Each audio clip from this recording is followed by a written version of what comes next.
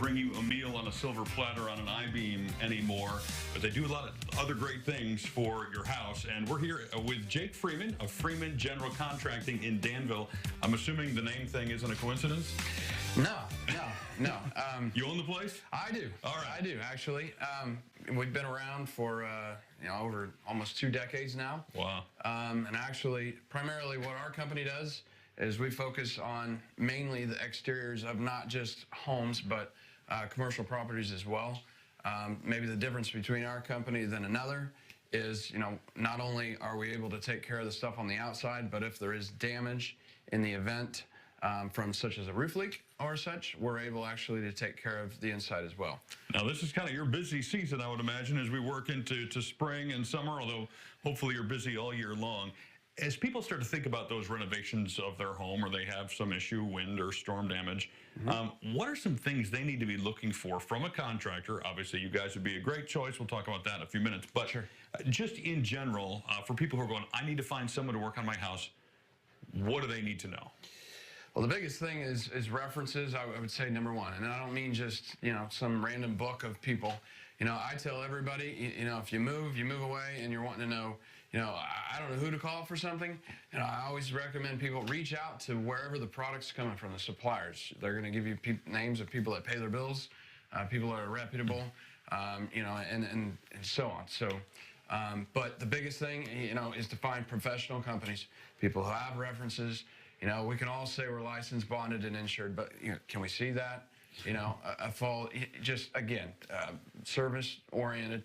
Kind of stay away from the people that are just generally knocking doors, which it's fine if people are knocking doors. They're out there just to try to provide a service. That doesn't mean they're not reputable necessarily. Exactly. But it may lend itself to something. You're probably going to need to ask a few more questions to validate, their credibility. Now, what about, general contractors? That's in the name of your company. But I would imagine it is helpful to have people who have specific knowledge for whatever it is you're wanting to work on. In theory, a general contractor would know a little bit about all of those things, but talk about the importance of that. I think, as a general contractor, that doesn't necessarily mean you do everything. It's just, you're not focused on just one particular item. But yeah, when it comes down to it, I'm not going to take my car to, let's just say, a grocery store to ask to get it requested to be repaired. Okay, yeah, you need to go to somebody that knows what they're talking about, and that tails all the way back around to references.